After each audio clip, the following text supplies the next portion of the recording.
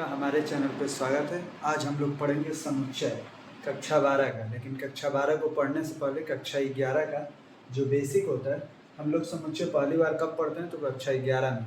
पढ़ते तो बहुत पहले से हैं, देखते आते हैं, लेकिन हम लोग पहली बार कब समुच्चय शब्द कब देखते हैं बुकों में, तो क्लास 11 में। क्लास 11 और क्लास 12 में। तो सबसे पहले कक्षा 12 का पढ़ने से पहले कक्षा 11 का समुच्चय देख लेंगे।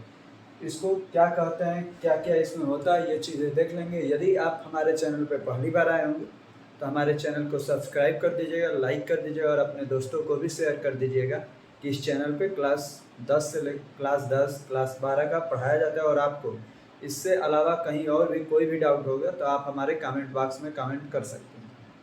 आइए देखते हैं आज समुच्चय को। समुच्चय की परिभाषा क्या होती है, तो वस्तुओं के सुपरिभाषित संग्रह को हम समुच्चय कहते हैं। सुपरिभाषित, ऐसा सुपरिभाषित का मतलब क्या होता है कि जो पहले से ही परिभाषित हो। जैसे यदि बोला जाए कि 1 से लेकर 10 तक की संख्या, 1 2 3 4 5 6 7 8 9 10, ये हो जाएंगी 1 से लेकर 10 तक की संख्याएं। तो ये सब सुपरिभाषित हैं। यदि आपसे कोई बोल दे कि 10 अच्छे शहरों का लिस्ट, तो 10 अच्छे शहरों की इसकी कोई परिभाषा नहीं है। अच्छे शहरों में कोई कानपुर लिख सकता है, कोई इलाहाबाद, तो कोई बनारस, तो कोई इंदौर, तो कोई किसी और शहर को, तो वो परिभाषित नहीं है। तो सुपरिभाषित का मतलब यही है कि जो पहले से परिभाषित हो, जिसको अभी परिभाषित करने की आवश्यकता न हो। इसमें कुछ प्रतीक होते हैं, जो लेटर आता है उसका मतलब क्या होता है। जैसे एन मतलब होता है प्राकृतिक संख्याओं का समुच्चय, कैपिटल एन फॉर नेचुरल, तो नेचुरल से हो जाता है प्राकृतिक संख्याओं का समुच्चय। वैसे ही जेड होता है, जेड पूर्णांकों का समुच्चय होता है। क्यू होता है, क्यू क्या होता है, परिमेय संख्याओं का समुच्चय। परिमेय संख्याएं क्या होती हैं और पूर्णांक क्या होता है, प्राकृतिक संख्या क्या होती है। सबसे पहले ये हमें मालूम होना चाहिए। प्राकृतिक संख्याएं क्या होती हैं, ये 1 से स्टार्ट होती है। जैसे 1 2 3 4 5 6 7 ऐसे स्टार्ट होती रहती है। प्राकृतिक संख्या 1 से स्टार्ट होती है। ऐसी एक पूर्ण संख्या होती है। पूर्ण संख्या क्या होता है, तो पूर्ण संख्या होता है जो 0 से स्टार्ट होता है। पूर्ण संख्या, इसी में जब 0 लग जाए तो ये हो जाती है पूर्ण संख्या। ऐसे ही जैसे पूर्णांक क्या होते हैं, तो पूर्णांक शब्द से ही मालूम चल जाता है कि पूर्ण अंक, जो पूरी तरह से अंक हो, उसे कहते हैं पूर्णांक। तो पूर्णांक क्या होता है, तो पूर्णांक मतलब जो पूरी तरह से अंक हो। पूर्णांक सभी होते हैं, धनात्मक भी होता है, ऋणात्मक भी होता है, शून्य भी होता है। शून्य भी एक प्रकार का पूर्णांक ही, और धनात्मक भी पूर्णांक ही होते हैं, और ऋणात्मक भी पूर्णांक होते हैं। और पूर्णांक क्या नहीं होता है, जैसे बटे के रूप में, यह पूर्णांक नहीं है। पूर्णांक वो होता है जो पूर्ण रूप में अंक हो, पूरा अंक हो। पूर्ण अंक शब्द से ही मालूम चलता है आपको पूर्णांक का मतलब क्या होता है। इसके बाद है परिमेय संख्याओं का समुच्चय। परिमेय संख्या क्या होती है, तो परिमेय संख्या होती है जिसे हम p बटा q के रूप में लिख सकते हैं। और जो ये q होता है, यह 0 के बराबर नहीं होना चाहिए। q 0 के बराबर नहीं होना चाहिए। और इसके अलावा क्या होता है, तो p और q जो होते हैं, p और q ये दोनों एक पूर्णांक होने चाहिए। ये दोनों पूर्णांक होने चाहिए। ये दोनों जब पूर्णांक होंगे तभी वो परिमेय संख्या होगा, नहीं तो दशमलव के रूप में यदि लिखा है तो पूर्णांक, वो परिमेय संख्या नहीं है। ये नहीं है कि केवल q 0 हो जाए तो हमारा परिमेय नहीं है। परिमेय अब देखते हैं आगे। q परिमेय संख्याओं का समुच्चय। वैसे ही r क्या होता है, वास्तविक संख्याओं का समुच्चय। वास्तविक संख्या क्या होती है, तो वास्तविक संख्या वो संख्याएं होती हैं जो जो शुरू से लेकर अंत तक, मतलब ये धनात्मक भी होती हैं, ऋणात्मक भी होती हैं, इसमें परिमेय संख्याएं भी आती हैं, इसमें पूर्णांक भी आते हैं, इसमें प्राकृतिक संख्याएं भी आती हैं। वास्तविक संख्याएं के ही ये तीनों भाग होते हैं। वैसे ही जेड प्लस, जब प्लस लग जाए इसका मतलब होता है पूर्णांक, धनात्मक पूर्णांक हो जाएगा। जेड का मतलब पूर्णांक, और जब इस पे धन लगा हो तो धन पूर्णांक। वैसे क्यू का मतलब क्या होता है, परिमेय संख्याओं का समुच्चय। इसी पे जब धन लग जाए तो ये हो जाएगा धन परिमेय संख्याओं का समुच्चय। वैसे ही आर पे जब प्लस लग जाएगा, आर क्या होता है, वास्तविक संख्याओं का समुच्चय। जब आर पे प्लस लग जाएगा तो ये धन वास्तविक संख्याओं का समुच्चय होता है। ये जब हम समुच्चय पढ़ेंगे तो इन सब लेटरों का यूज होगा, तो इसलिए इन लेटरों को हम लोग ध्यान से देखे रहेंगे। और कहीं पे लिखना होगा तो आप लोग कॉपी लेके हमारे साथ साथ लिख भी सकते हैं। ये हो गया हमारा परिभाषा और इन प्रतीकों का कहाँ पे किसका क्या यूज होता है। जैसे अब पढ़ेंगे इसके आगे, समुच्चय पढ़ लिए थे, उसके परिभाषा और उसमें कौन कौन से लेटर यूज होते हैं। अब हम लोग देखेंगे ये लिखे कैसे जाते हैं। जैसे कहीं पे आ जाए कि अंग्रेजी वर्णमाला के प्रथम 5 अक्षर लिखिए, तो ये क्या होगा, A B C D E। मान लीजिए ये हो गए 5 हमारे अक्षर। ऐसे ही कहीं पे आ जाए अंग्रेजी वर्णमाला में आने वाले वायल को लिखिए, तो ये क्या होगा, A E I O U। ये हो जाएंगे हमारे अंग्रेजी वर्णमाला में यूज होने वाले 5 स्वर, मतलब वायल। इसके बाद से इसी में आ जाए कि 5, ये सब क्या है, ये दोनों सुपरिभाषित है।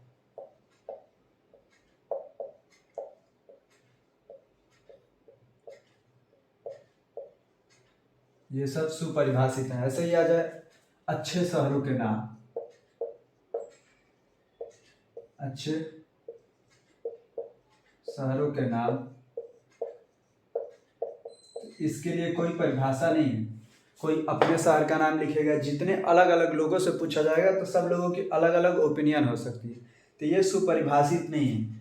ये क्या है, यह सुपरिभाषित नहीं है, तो इसका हम समुच्चय नहीं बना सकते हैं। समुच्चय उसी का बनता है जो पहले से सुपरिभाषित हो।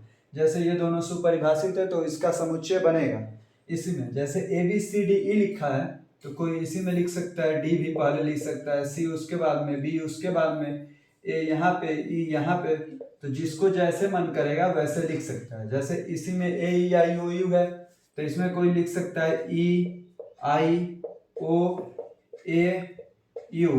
तो कोई ऐसे लिख सकता है। तो इसके लिए कोई परिभाषा नहीं बना है, सभी लोग इधर उधर भी लिख सकते हैं। तो समुच्चय में क्या होगा कि इसमें क्रम महत्वपूर्ण नहीं है, क्रम महत्वपूर्ण नहीं होता है, क्रम महत्वपूर्ण नहीं होता है। समुच्चय में क्रम से कोई मतलब नहीं है, क्रम इधर उधर भी हम लोग लिख सकते हैं। अब बात यह आती है कि समुच्चय लिखा कैसे जाता है।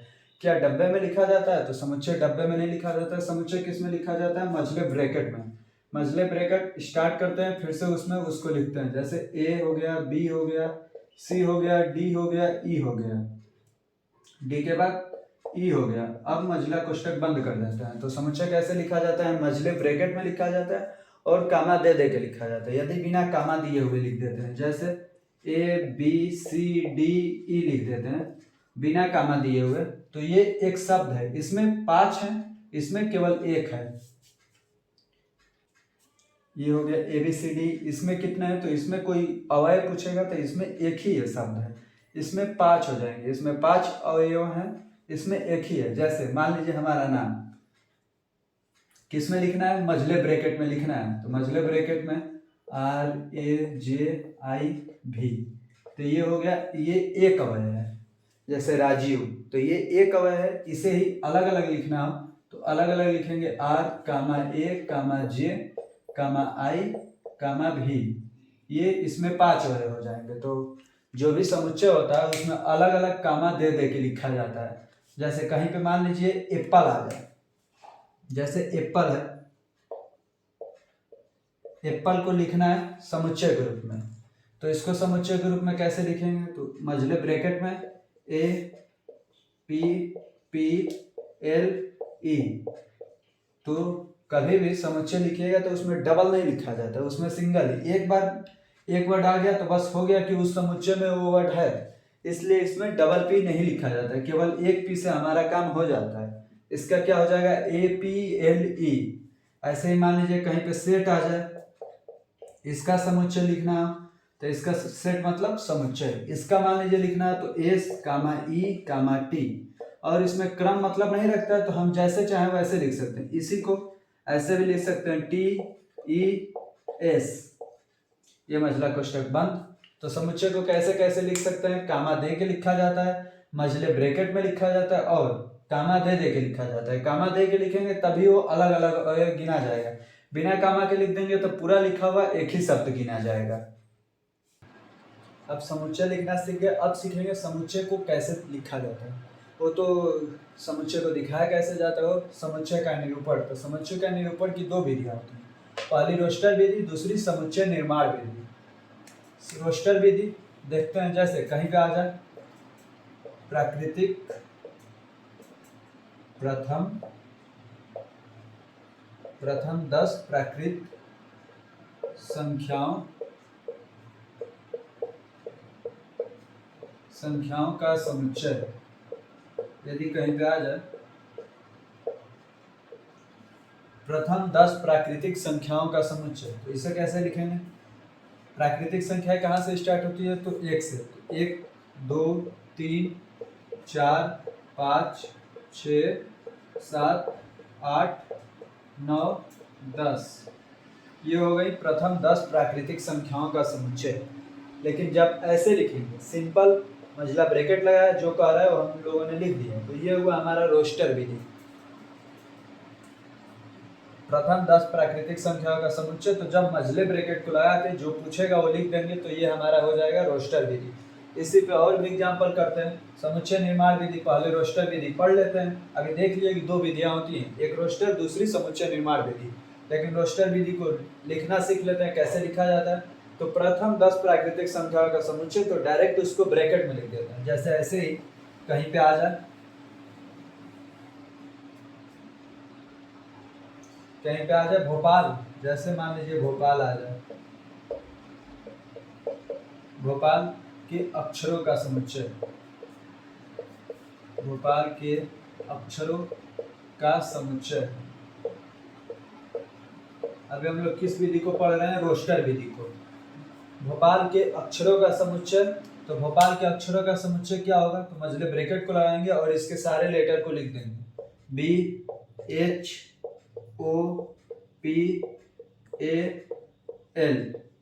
इधर उधर भी हम लोग लिख सकते हैं, ये नहीं है कि इसी क्रम में लिखा जाए, जिस क्रम में आपकी इच्छा उस क्रम में लिख सकते हैं। ऐसे ही मान लीजिए आ जाए बलिया,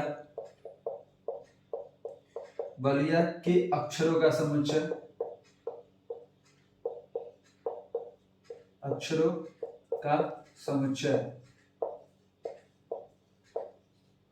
बलिया के अक्षरों का समुच्चय। तो इसमें देखिए, इसको कैसे लिखेंगे?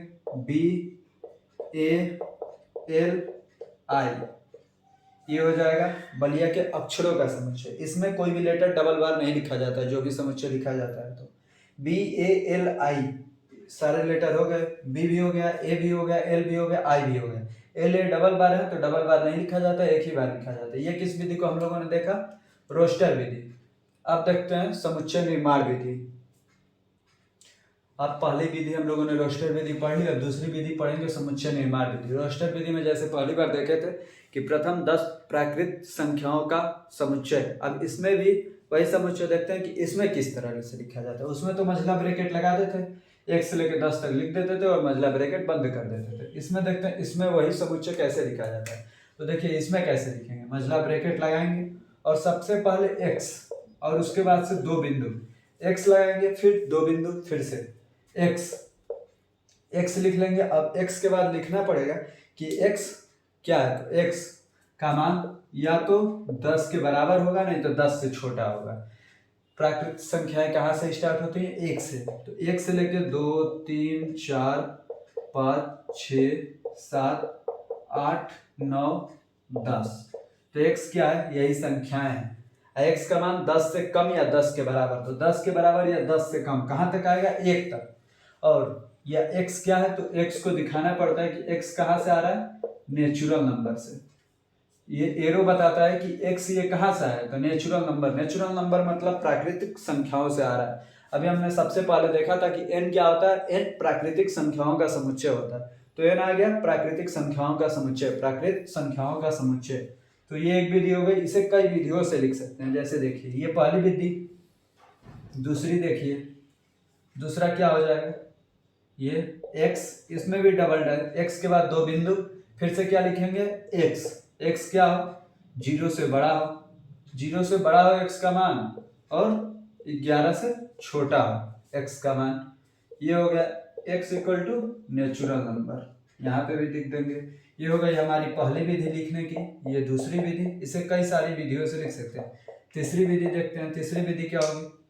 ये x 2 बिंदु, फिर से यहाँ पे 1 के बराबर हो x का मान या 1 से बड़ा हो, और 10 के बराबर हो या 10 से छोटा हो। और ये x आ कहाँ से रहा है? तो n से। n कहाँ क्या है? तो प्राकृतिक संख्याओं का समुच्चय। इसे और विधियों से लिख सकते हैं, जैसे ये देखिए चौथा, इसमें क्या होगा, एक्स डबल डैश। अब एक्स का मान कहाँ से आता है, तो ये लिख लेते हैं 0 से बड़ा हो एक्स का मान और 11 से छोटा हो। अब x कहाँ से आ रहा है, तो नेचुरल नंबर से। ये हमें एरो क्या दिखाता है कि x कहाँ से ला रहे हैं, तो नेचुरल नंबर।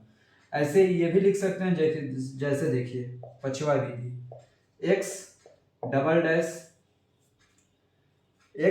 डैश, यहाँ पे x को लाएंगे हम लोग होल नंबर से। होल नंबर मतलब पूर्ण संख्याओं से, w मतलब पूर्ण संख्याओं का समुच्चय। तो ये होल नंबर हो गया। तो इसमें 0 से बड़ा हो x का मान और 10 से छोटा हो या 10 के बराबर, और इसमें x आ कहाँ से रहा है, तो होल नंबर से। ये हो गई हमारी 5 विधियां। देखिए जैसे रोस्टर विधि देखे थे और समुच्चय निर्माण विधि। तो रोस्टर विधि में जैसे हमने कहा था प्रथम 10 प्राकृतिक संख्याओं का समुच्चय, तो आपने तो 1 से लेकर 10 तक लिख दिया था नंबर, 1 से लेकर 10 तक नंबर लिख दिया था। वही हम बोल देते कि प्रथम 100 प्राकृतिक संख्याओं का समुच्चय। तो आप उसमें भी हो सकता था कि 1 से लेकर 100 तक लिख देते, लेकिन वही कोई यदि बोल दे कि प्रथम 1,00,000 प्राकृतिक संख्याओं का समुच्चय, तो अब तो आप लिखेंगे नहीं।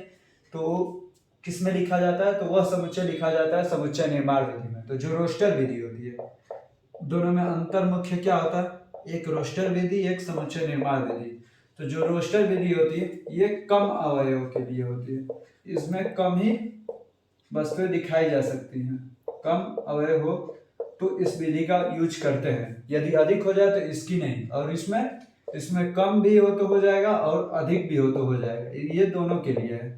लेकिन ये जो विधि है इसमें जब तक कम रहेगा तभी तक दिखाया जाएगा, और इसमें कम और अधिक दोनों रहेगा। जैसे 1,00,000 आ जाएगा तो इसमें तो हम लोग छोड़ देंगे, इसमें यदि कोई दे दे लिखने को तो हम लोग लिखेंगे ही नहीं, भले नंबर आए चाहे ना आए, छोड़ देंगे। लेकिन वही इसमें आ जाए तो इसमें मान लीजिए कि लिख देंगे x डबल डैश x, ये x का मान क्या है, तो 1,00,000 के बराबर या 1,00,000 से कम, और x आ कहाँ से रहा है, तो x हमारा नेचुरल नंबर से आ रहा है। ये हो जाएगा 1,00,000 तक की संख्याओं, प्राकृतिक संख्याओं का समुच्चय। ये किस विधि में लिखे हैं, समुच्चय निर्माण विधि में। वही रोस्टर विधि में आ जाए तो हम लोग छोड़ देंगे। आइए अब कुछ उदाहरण कर लेते हैं। ये तो विधि हम लोगों ने पढ़ लिया, जब तक उदाहरण नहीं पढ़ेंगे तब तक समझ में नहीं आएगा कि इसका क्या यूज है, कहाँ कहाँ पे इसका प्रयोग होगा, कैसे सवाल सॉल्व होंगे। ये आइए हम लोग देखते हैं, कुछ उदाहरण कर लेते हैं। अब हम लोग करेंगे उदाहरण। ये एनसीईआरटी का पहला उदाहरण क्या है, समीकरण x² + x - 2 = 0 का हल समुच्चय रोस्टर रूप में लिखिए। रोस्टर रूप में लिखना है तो सबसे पहले इसका हल निकालते हैं। हल x² + x - 2 = 0। आप इसको जैसे चाहें वैसे हल कर सकते हैं, लेकिन सबसे जो आसान तरीका होता है वो गुणनखंड विधि। तो गुणनखंड विधि से इसको हल करते हैं। क्या होता है गुणनखंड विधि, गुणा करने पे 2 आए, घटाने पे 1 आए, तो 2 एकम 2, तो क्या होगा x² + 2 - 1 x - 2 बराबर में 0। तो ये x² + 2x - x - 2 बराबर में 0। अब इन दोनों में से x कॉमन हो जाएगा तो बचेगा यहाँ पे x + 2, अब यहाँ पे -1 बचेगा, ये x + 2 बराबर में 0। अब ये एक कोष्टक में x + 2, दूसरे कोष्टक में हो गया x - 1 बराबर 0। अब देखिए इन दोनों को 0 के बराबर कर देंगे, x + 2 बराबर 0, तो x बराबर -2। अब ये हो जाए x - 1 बराबर 0, तो x बराबर 1। ये दोनों मूल है। यहाँ तक तो हम लोग 10 में ही पढ़ चुके थे, नहीं पढ़े हैं तो यहाँ पे भी समझ ही रहे हो। x बराबर -2, x बराबर 1। अब इसका क्या करना है, रोस्टर रूप में लिखना है। तो रोस्टर रूप मझला ब्रैकेट लगाएंगे, इसमें लिख देंगे -2 और 1, मझले कोष्टक को बंद कर देंगे। ये हो गया हमारा रोस्टर विधि में इसका हल। देखिए जब तक यहाँ पे छोड़ देंगे तो ये दोनों क्या है, ये द्विघात समीकरण के मूल है। यह क्या है, तो ये रोस्टर रूप में हल। जब इन्हीं दोनों को जब ऐसे लिख देंगे तो ये हमारा हो जाएगा हल, ऐसे छोड़ देंगे तो ये दोनों हैं मूल और हल में अंतर समझ में आ गया होगा कि ये होता है मूल, ये होता है हल। अब आइए इसी का दूसरा उदाहरण कर लेते हैं। अब हम लोग देखते हैं दूसरा उदाहरण क्या है, समुच्चय x एक धन पूर्णांक है और x² का मान 40 से छोटा है, रोस्टर रूप में लिखिए। तो क्या क्या दिया हुआ है इसमें, सबसे पहले वो लिख लेते हैं जो दिया है। क्या दिया है, x एक धन पूर्णांक है, तो लिख लेते हैं x एक धन पूर्णांक है। x एक धन पूर्णांक है, ये क्या है हमारा हल। x एक धन पूर्णांक है और x स्क्वायर का मान 40 से छोटा है। सबसे छोटा धन पूर्णांक क्या होता है 1, तो 1 का स्क्वायर 40 से छोटा होगा, 2 का स्क्वायर 40 से छोटा होगा, 2 का स्क्वायर 4, 3 का स्क्वायर 9 40 से छोटा है, 4 का स्क्वायर 16 40 से छोटा है, 5 का स्क्वायर 25 40 से छोटा है, 6 का स्क्वायर 40 से छोटा है, 7 का स्क्वायर 49 हो जाता है जो कि 40 से छोटा नहीं है, तो इसको हम लोग नहीं लिखेंगे, 6 तक ही लिखेंगे।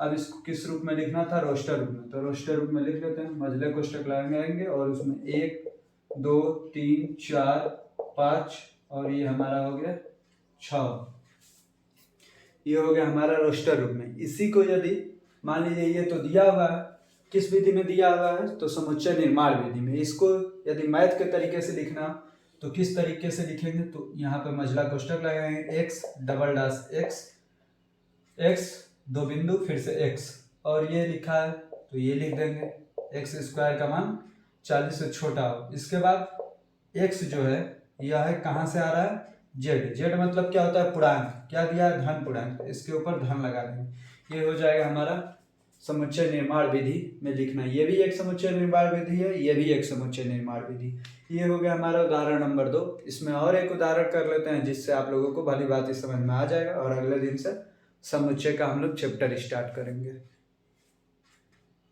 अब हम लोग देखेंगे उदाहरण नंबर 3। इसमें क्या है, समुच्चय ए इक्वल टू मझले ब्रैकेट में 1 4 9 16 25 मझला ब्रैकेट बंद को समुच्चय निर्माण रूप में लिखिए। ये देखिए ये डॉट डॉट डॉट है, इसका मतलब क्या है कि आगे तक ये चलता जाएगा। अब इसे लिखते हैं, किस रूप में लिखना है, समुच्चय निर्माण रूप में। ये किस रूप में दिया हुआ है, तो रोस्टर रूप में। समुच्चय निर्माण रूप में इस समुच्चय का नाम क्या है, ए, तो ए इक्वल टू मझला ब्रैकेट x 2 डॉट, इतना तो सब में करना है। अब इसके बाद क्या लिखना है कि जो x है हमारा, तो इसमें हम लोग x नहीं लिखेंगे, इसमें x बराबर लिख देंगे n।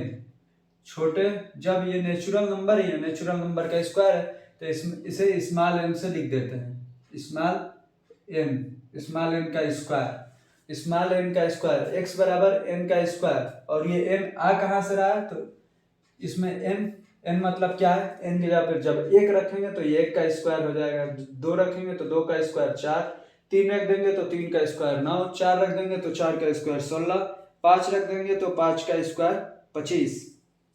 अब ये n आया कहाँ से है, तो ये n आया हमारे नेचुरल नंबर से। ये हो जाएगा हमारा n कहाँ से आया, तो नेचुरल नंबर से।